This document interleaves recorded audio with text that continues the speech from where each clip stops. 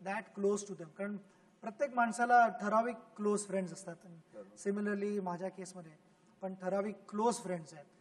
आणि I feel जर काय जे काय मी आयुष्यात अचीव करतोय आत्ता ते सगळे हॅपी मोमेंट्स ते खरंच हॅपी ठरतात ज्यावेळेला मी माझा आनंद शेअर करू शकतो त्यावेळेला.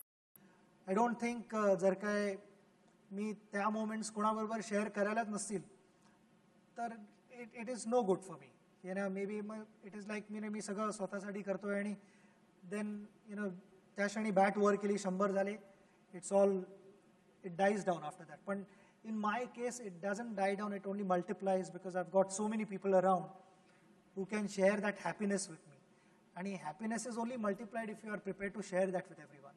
And I believe in that. त्यामुळे माझे मित्र अजूनही माझ्याबरोबर आहेत आणि that is one of the precious things in my life. I think आपण सगळे इकडे अग्री करू की without friendship there is not much spice in life. त्यामुळे I think मित्र असणं इज एक्स्ट्रीमली इम्पॉर्टंट आणि I am proud to have such wonderful friends around me. मित्रांमध्ये राजकीय मित्र कोणी आहेत का? म्हणजे त्यांचा व्यवसाय राजकारण. बरेचसे आहेत. वेगवेगळ्या लेवलला राजकारण करत असतात लोक, वेगवेगळ्या प्रोफेशनमध्ये राजकारण करतात. तर तुम्हाला ज्या वातावरणात आपण चालतो तिकडे दर स्टेपला मे बी 3 मिळतील. शेवटचं पाहिलेलं नाटक?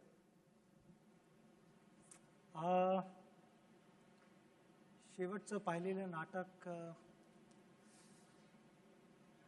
कारण मराठी नाटक चित्रपटातली बघितलं आता, मी नाव विसरलो.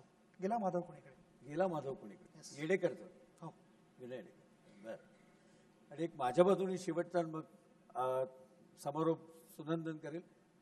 कधीही चिडल्याचं पाहिलेलं नाही किंवा फोटोही पाहिला नाही. काही अगदी एखादा मागच्या मॅचमधला अपवाद सोडल्यास त्याच्यात सुद्धा देहबोली शक्यतो बॉडी लँग्वेजमधनं चिडलाय असं वाटणार नाही याची दक्षता घेतलेली. तर खरंच चीड येत नाही का? संयम खूप सांभाळावा लागतो. नाही, आय एम ग्लॅड माझी बायको इकडे नाही बसली त्यामुळे मी फ्रीली बोलू शकतो थोडं. नाही, राग येतो ऑब्व्हियसली, का नाही. माझ्या पण इमोशन्स आहेत, माझं पण टेम्पर आहे. But then it is all about की तुम्ही अख्ख्या जगासमोर असता आणि how you project what you do is extremely important. तुम्ही 11 जण मिळून मॅच खेळत असता, इंडिव्हिज्युअल्स म्हणून मॅच खेळत नसता ऑपोजिशन बरोबर. त्यामुळे त्यांना ज्या वेळेला कळतात की टीममध्ये वीक लिंक्स आहेत दे स्टार्ट अटॅकिंग दॅट. आणि त्यांना त्या वीक लिंक्स न दाखवणं हे प्रत्येक इंडिव्हिज्युअलच्या हातात असतं. की प्रत्येक इंडिव्हिज्युअलने आपल्या वतीने सगळं पॉईंट्स कव्हर केले तर then it becomes a massive team effort. तर तो प्रत्येक इंडिव्हिज्युअलची रिस्पॉन्सिबिलिटी होती की मी माझी वीक लिंक न दाखवणं ऑपोजिशनला इज माय रिस्पॉन्सिबिलिटी. आणि सो इज श्रीशांत किंवा हरभजन, त्यांची पण रिस्पॉन्सिबिलिटी तीच होते. किंवा you take any other player, Dhoni किंवा युवराज सिंग, प्रत्येक प्लेअरची ती रिस्पॉन्सिबिलिटी होते. आणि जर काय आपण स्वतःची रिस्पॉन्सिबिलिटी करत गेलो बरोबर तर then the job becomes easy. माझा तोच एक प्रयत्न असतो. पण मला राग येतो, वाय नॉट. कधी कधी राग येणं चांगलं असतं. शेवटचा एक प्रश्न विचारतो, कदाचित तुम्हाला टेक्निकल वाटेल. सचिन, तू इतक्या वेळाला विकेटवर गेलायस, लेग स्टंप घेतलीयस आणि नंतर बॅटिंग करायच्या अगोदर तू शांतपणे असं फील्ड बघतोस. तर ही जी प्रोसेस आहे याच्याबद्दल काय सांगशील का? की जाणं आणि पहिला बॉल खेळायच्या आत तू ते सगळं बघतोस आणि ते डोक्यात साठवतो, ही प्रोसेस आमच्याबरोबर शेअर करशील का? एक छोटा उपप्रश्न याच्यात विचारू इच्छितो. मैदानावर गेल्यावर पाहण्यावरनं याच्या उत्तरापाठोपाठ आपण त्याचं दिलं तरी चालेल. काहीही उत्तम धाव झाल्यानंतर असं जे बघणं असतं ते नॉर्मली मी देवाचे आभार मानतो पहिल्यांदा. आणि मग काही स्पेशल घडलं असेल तर ऑब्व्हियसली बाबांना पण थँक्यू म्हणतो तिकडे. पण सर्वप्रथम देवाचे आभार मानतो ऑलवेज. आता ते प्रोसेस बद्दल सांगशील का? प्रोसेस तुम्हाला मे बी थोडं डिफिकल्ट वाटेल ॲक्सेप्ट करायला, पण आजही माझ्यावरती तेवढंच प्रेशर आहे जेवढं 22 वर्ष आधी होतं खेळताना.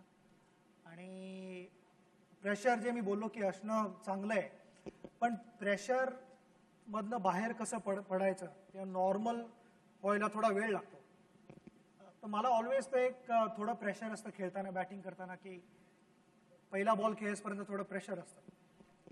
पहिला बॉल खेळल्यानंतर हळूहळू you start getting back to normal. कधी कधी यू आर फिलिंग गुड, पण तो पहिला बॉल एक असतो ऑलवेज कुठच्याही बॅट्समनचा, मला वाटतं तो खेळताना थोडंसं एक काही वेगळं फिलिंग असतं. तर ते जस्ट नर्व्स थोड्या सेटल करायला मी थोडा वेळ घेतो, इकडे तिकडे बघतो आणि जस्ट रिलॅक्स व्हायला बघतो. आणि नथिंग मोर दॅन दॅट, थोडं फील्ड सेटिंग होणं, तुम्हाला आयडिया येते की बॉलर काय टाकायला बघणार आणि कुठे बॉल टाकणार आहे, कसा टाकणार ते तुम्ही जज करू शकता, थोडं अँटिसिपेट करता, आणि it is nothing more than that. पण तुला फिल्डर दिसतात का गॅप दिसतात? मी कधी याचा विचार केला नव्हता ऑनेस्टली, पण आता होपफुली गॅप्स दिसायला लागतील. सांगण्याचा मतलब एवढाच होता मित्रांनो, आपल्याला प्रत्येकाच्या आयुष्यामध्ये बॉलर आहे, आउट द्यायला अंपायर आहे, आजूबाजूला 9 फिल्डर उभे आहेत, परंतु ते फिल्डर उभे राहिलेले दिसत आहेत का गॅप दिसत आहेत, हे आजच्या सचिनच्या इंटरॅक्शन मधनं आपण शोधूया.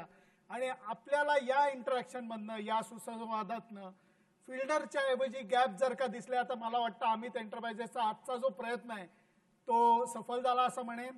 ब्लूमफिल्ड बाजूनी माझे ज्येष्ठ सहकारी सुधीर गाडगिळे यांनी बॉलिंग केली, कलरी बाजूनी मी बॉलिंग केली, प्रामाणिक प्रयत्न केला.